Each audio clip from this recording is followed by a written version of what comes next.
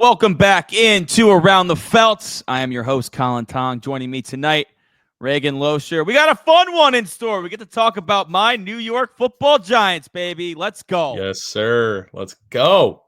I'm Come not on now. super bullish on my Giants this year. We'll get into it. But as always, it's fun to talk about my favorite team. So let's get into it, man. 5.5 win total for my New York Giants this year. And I know I made fun of the Browns because they're only favored in 2 games. My Giants are only favored in 1 game. So that sucks. When you also pair that with they have the hardest schedule in football this year, that sucks. After being a last place team, they got unfortunate, drew the 49ers one of their games because another team that finished last in their division. So that's tough. Some key adds for my New York Giants. Of course, Abdul Carter, the 3rd overall pick. Jaxson Dart, the 25th overall pick.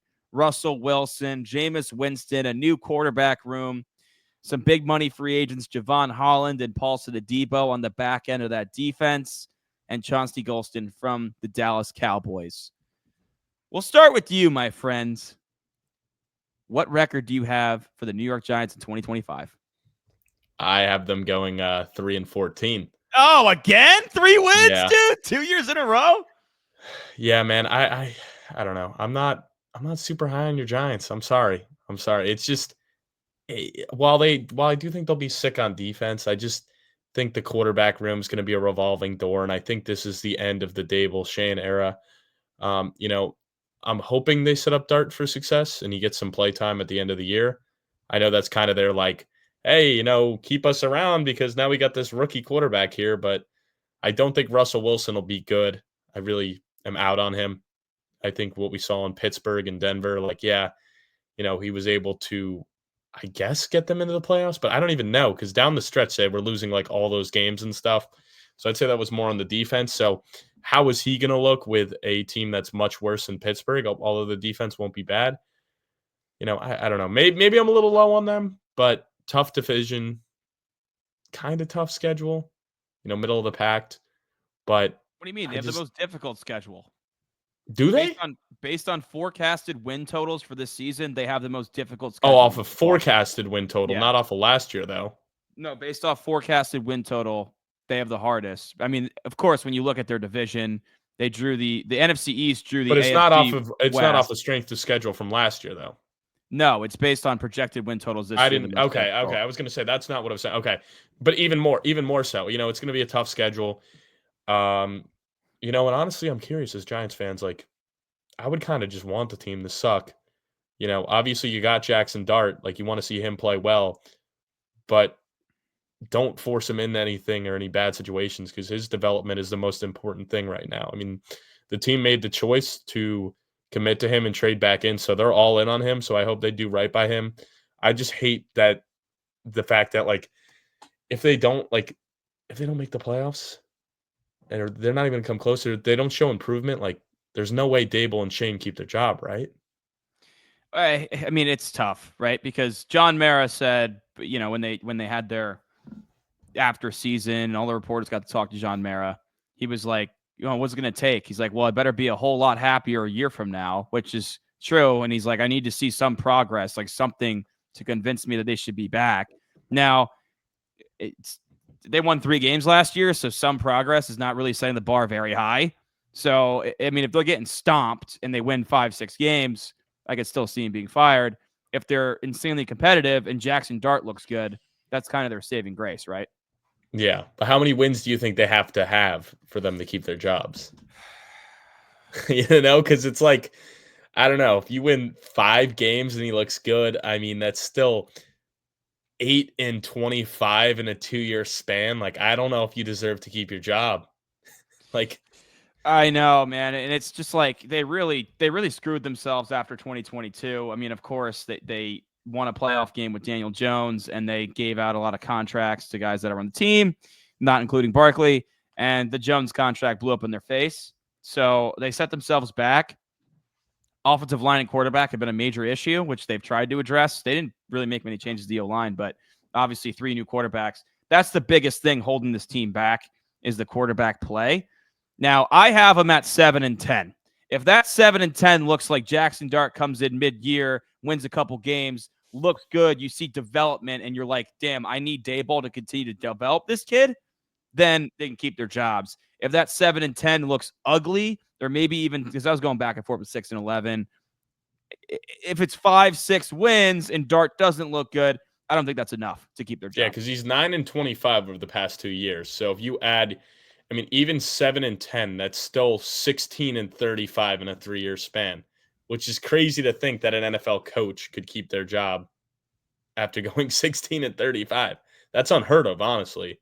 Unheard It of. is unheard of. Yeah, and it's now the defense certainly wasn't great last year, but it wasn't their problem. It's the No, it was offense. the offense. The Yeah. past 2 years, they've been towards the bottom of the league in like every single offensive metric that matters. Like the only team that scored less touchdowns than them last year was the Cleveland Browns. The Giants scored a touchdown on just 43% of their red zone drives. They were the worst team in the red zone in football. Their run game was like okay, but their passing game was just disgustingly bad outside of Malik Nabers. So, I mean, going into the quarterbacks, yes, Russell Wilson is an upgrade over what they had. Now, you mentioned the record they had the previous 2 years. He is an upgrade. Over Yes, Daniel Jones? I don't know. Yes, he is. He's absolutely an upgrade over Daniel Jones. And like I don't know, because we've seen Daniel Jones at least play well and get his team into the playoffs in the past 3 years. In 2022, I mean, Jones was one of the worst quarterbacks in football the past 2 years. I know, but I don't know. I would say Dart's an upgrade, but I don't know if Wilson is. Wilson's definitely anything is an upgrade over what they had, dude, because Jones missed a ton of time in 2023 with the neck towards ACL, and he was one of the worst quarterbacks in football. No, he was terrible. And then you had Tommy DeVito. And then last year it was Jones for half the season, and he was terrible too last year. That's why they cut him midseason. Then you had Drew Lock, who was trash, besides the legacy game against the Colts, which knocked him out of getting the first overall pick. And then you had DeVito, who was trash, and you had Tim Boyle, who was also trash. So where Russell Wilson is an upgrade, on early downs when he's kept clean, he delivers big plays, and he does not turn the ball over. He's very boom or bust. He ranks number 3 in accuracy, 15-plus yards downfield. Something the Giants have not had since Eli Manning is a quarterback that is accurate downfield and can set up explosive plays. So just by adding Wilson, they will be a more explosive offense. And like in almost every metric, he's better. Where he struggles, though, and he fits Daboll's offense a lot better than he fit the offenses in Pittsburgh and Denver, because Daboll's more spread out, 3 wide receivers, as opposed to being under center, having 2 tight ends. It's completely different types of offenses, so it suits him better. However, he's really, really, really bad when he gets pressured, and this offensive line is not good. Now, I will say, when Thomas was healthy last year for 6 games, you did see a lot of improvement with Illuminor at right tackle, AT at left.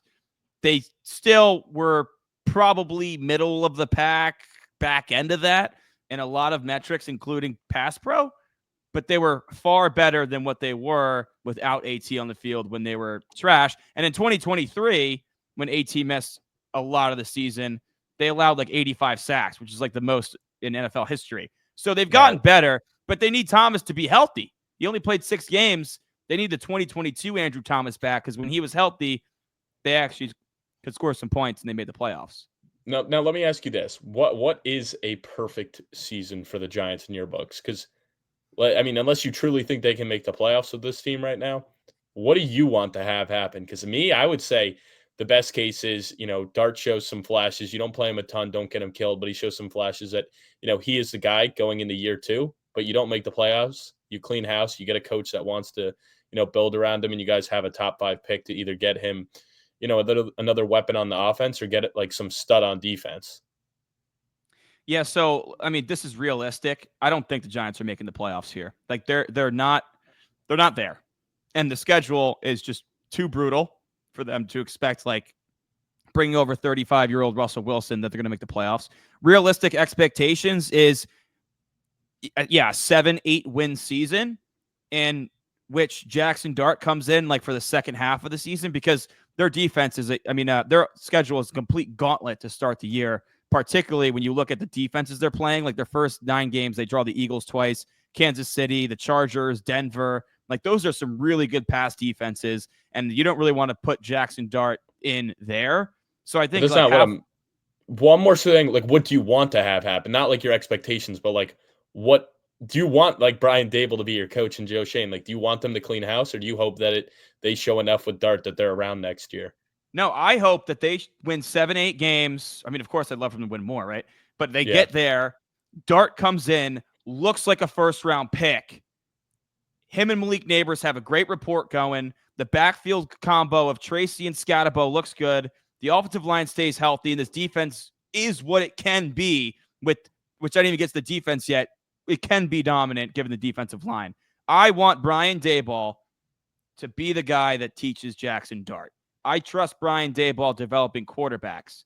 I think Joe Shane has done a really good job drafting the past 2 years after Last year especially. Yeah, last year the draft class was awesome.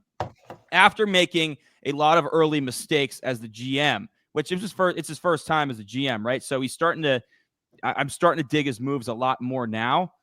I want them to be good enough where they get one more year, because after 2026, their contracts expire. Now it's all right. Now we're really at the table. You got to earn it. But I hope they're good enough and they see development from the young players that they get another year in 2026. Now, at what point do you want to see Dart come in this season?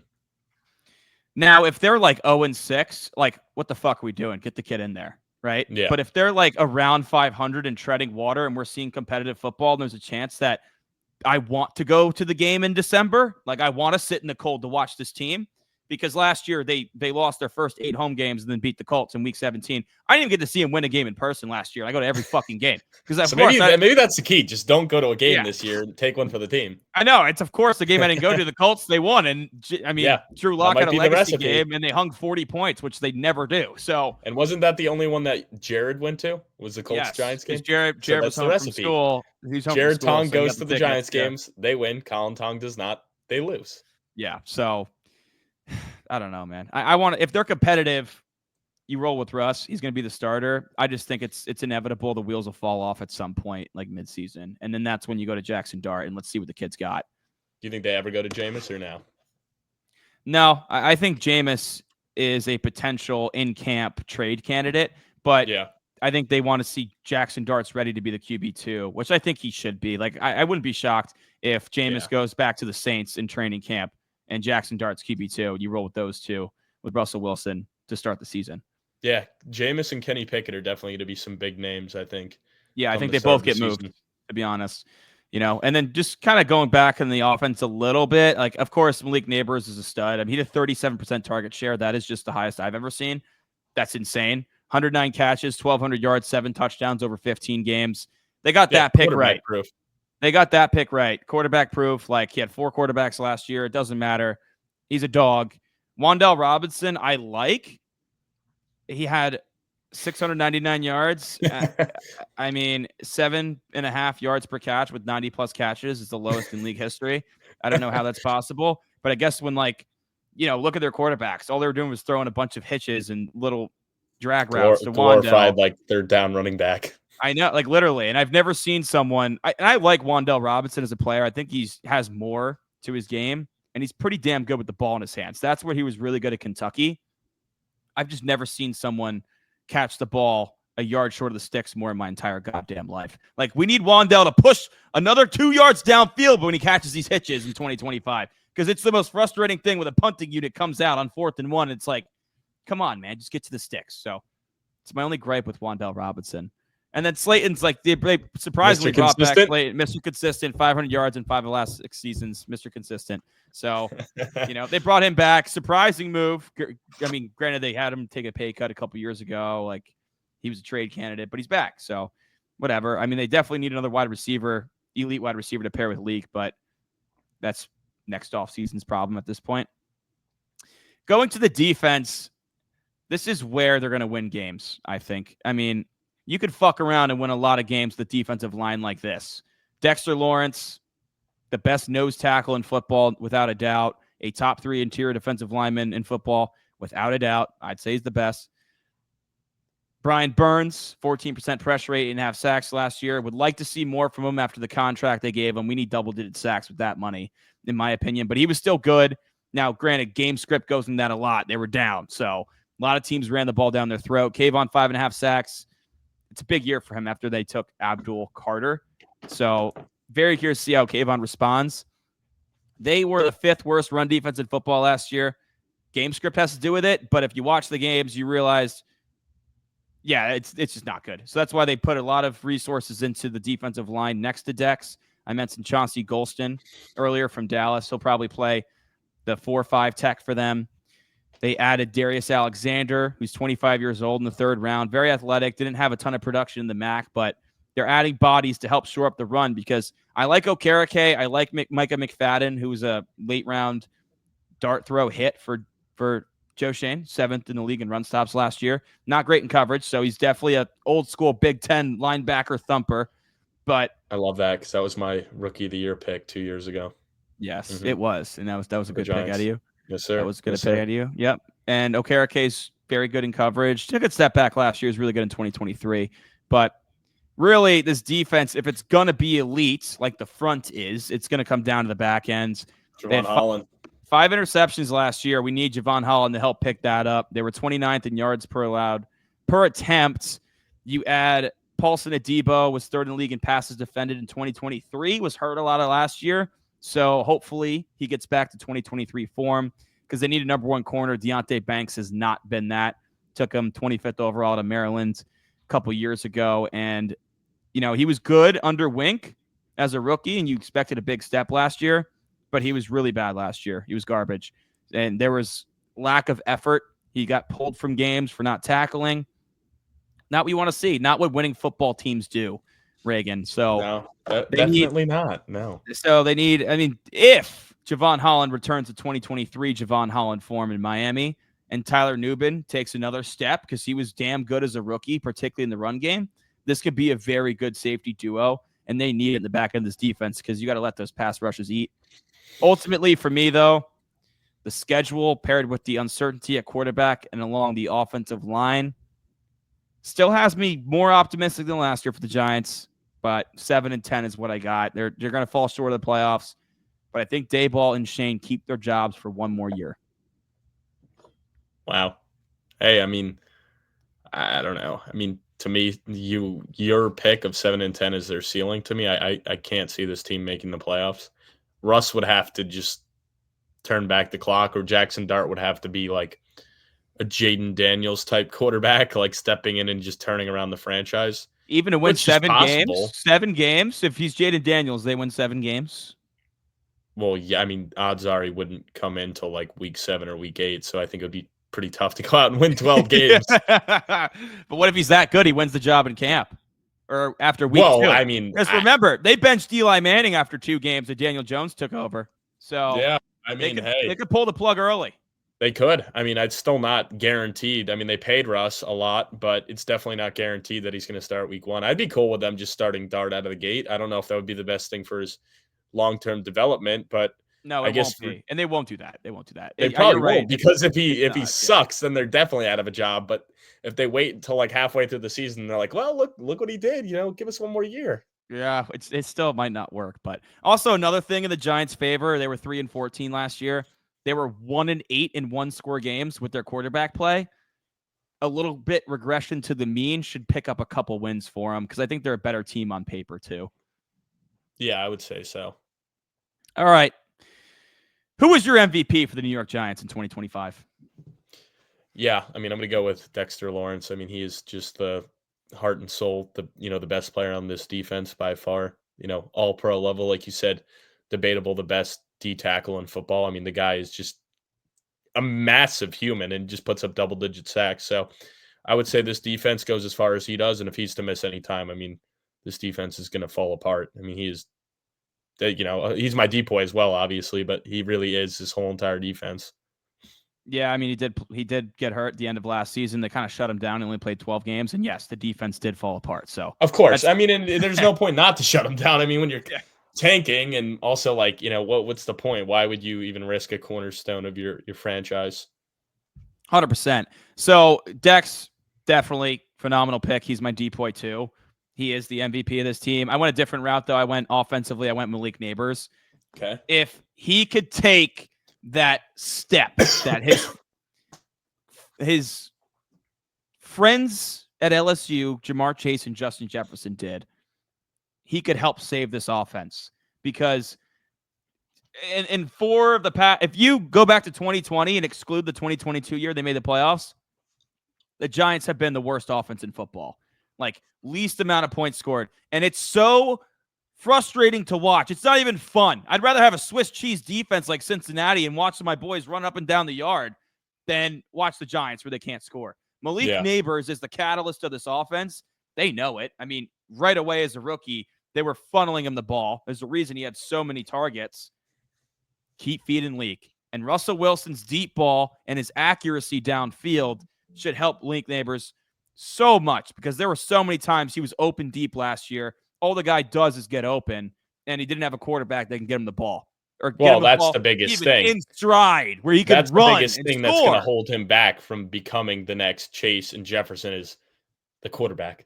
It's not his talent; it's the quarterback. Because at the end of the day, Kirk Cousins was very good at that point in his career with Justin Jefferson, and Joe Burrow's debatable number 2 quarterback in the league right now. So that definitely is going to hurt him. But I still think for fantasy, like I've seen him going as early as like late first rounder.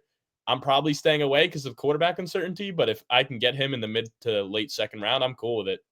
I think he's going to put up a big season. I mean, he's one of those guys that's just quarterback proof. It's just like, I don't know if he has that top tier upside with just the uncertainty of how high powered this offense will be. Yeah, I think he was wide receiver 5 or 6 last year in that range. And that was just pure volume. He didn't have a ton of touchdowns because they didn't score a lot of points, Yeah, that's the thing. Like, I can't see this guy becoming a 10 touchdown guy yet. I think in his career, he definitely could become that point. It's just going to need the offense to be more high powered. So Russ and Dart are going to be huge for him this year. If either of those guys can push the ball down the field and make this team, a team that could put up 20 to 25 points a game in certain weeks, which, hey, they did it against the Colts. Maybe, maybe they can do that a couple more times next year. Yeah, only if they had the Colts secondary on the schedule every week instead of what they got staring down the barrel in the first half of the season. Yeah. Who is your X factor for the Giants? Yeah, my X factor, I mean, it really comes down to the quarterbacks. I mean, like, let's be honest. It's Dart. It's, maybe Jameis. It's Wilson. I mean, it's all those guys. It's just one of these guys being good enough to, maybe potentially have this team be a 7-seed wildcard team, or at least, I mean, honestly, if they're a wildcard team, you kind of hope it's Dart, because if it's Wilson, then you have a bigger problem on your hands. But yeah, that would be my X factor. I guess Jaxson Dart really is my X factor. Yeah, I went Jaxson Dart. It's like if this kid's gonna come in and start pretty early on and show that he can be a starting NFL quarterback, but also beyond that, the franchise quarterback, it's a completely different atmosphere in the stadium this year, and you have a different level of optimism heading into the offseason. Unless Russell Wilson really turns back the clock and looks like 5 years ago. That's probably the worst case scenario. Russell Wilson, you guys go 9-8 and either just miss the play, or no, you guys go 9-8 and get the 7 seed, and it's just like, oh, we didn't see Jaxson Dart at all, and like now we kind of have to like potentially bring Russell Wilson back next year, and it's like, well, we really weren't good enough to do anything, but we were just good enough to sneak in. Like, do we switch to Dart, or do we roll it back with Wilson and pay him a long-term deal? Like, that would be the worst case scenario. That would be a nightmare, but at least that means they won 9 games, and I got to see him win some games at home this year. So I'd be actually pretty happy with that and deal with that in the offseason, because they definitely move off of Russell Wilson. But at the end of the day, Jaxson Dart's realistically the only quarterback in the room that could actually raise the ceiling of this team for 2025 and going into the future, because they got to figure out quarterback. It's been a problem. Of course. Especially if they end up having like a bottom 5 record. It's hard to like look at, or if Arch Manning's sitting there, it's kind of like, oh, well, we traded up last year and now we're not taking Arch Manning. Like, No, because if they're picking top 5, Daboll and Shane are gone. It's a new regime. They have no ties to Jaxson Dart. They're taking Arch Manning and just totally buying into the Eli Manning's nephew propaganda. Let's sell jerseys. I think I want that. I don't know. There's a couple outcomes I'd be curious. Like that would definitely be a funny outcome if that comes down and like Dart shows enough, but it's like, well, the Giants could take Arch Manning here. Like, are they going to do it or not? If the Giants have the worst record in football, given their hardest schedule in football, does Arch Manning come out in the draft in 2026 and be the number 1 overall pick to the Giants?